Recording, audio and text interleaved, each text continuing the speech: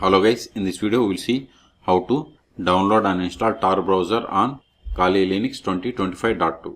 By default we won't get the Tor browser.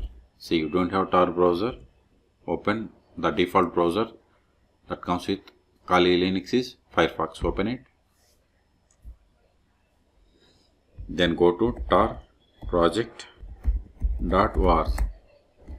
Sorry, here I have given comma. Okay. Go to Tor project.war.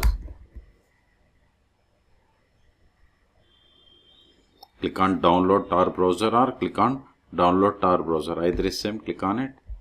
Then click on download for Linux. Wait a moment, download will be, see, download started and its size is 118 megabytes. Wait until download completes. Okay, in meantime please subscribe my channel for more tutorials. See, download is completed. Now open terminal. Go to downloads directory, ls. See, here we have the Tor browser, it is zip file. We have to unzip tar-x f, then give tar, give the tab to autofill entire file name, hit enter, ls. Now go to this Tor browser folder.